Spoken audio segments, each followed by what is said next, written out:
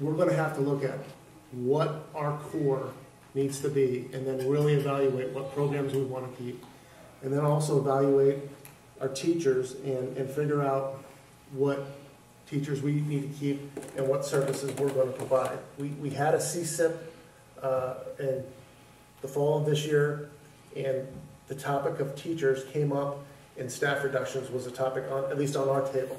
And one of the comments was we need to right-size our schools, not only for budget purposes, but to make sure that our teachers get the salaries that they deserve, because we can't continue to pay our teachers the wages that they need and deserve, along with our decreasing funds. You know, the board had made a lot of tough decisions, and there'll be more in the future, of course. And with that, there's only so much funding, and the largest portion of the district's costs are salaries and benefits. I'm not saying that's where you need to always start. I think you ought to look at all of this stuff before you cut the teachers, because you need the teachers there to teach the students, of course. But with if you look at what we're required to have from the state, or for the number of teachers and programs, and start there as your baseline, and then you add the programs after that instead of starting with everything and making cuts.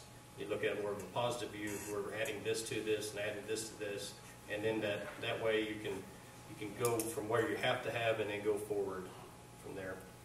I really hate to see the staff being cut. I know sometimes it happens, because that's where, like Jeff says, that's where most of your money's going. But you have, like Jeff said, you have to have staff in order to teach the students. And you really need, especially on the lower grades, for the student and teacher ratio to be small, because it needs to be 1 to 18, whatever. Because that first 4 years of school is your building block for school.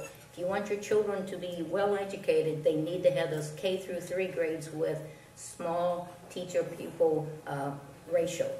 I know programs are also important, but I think you have to look at the whole picture. You don't just look at staff and you look at programs. You look at the whole picture, and you stop and think what is best for the kids, because that's what's the most important. What's going to least affect the kids, that the kids will benefit from. You have to do that. You have to keep that in mind, whether it's a staff cut or whether it's a program cut.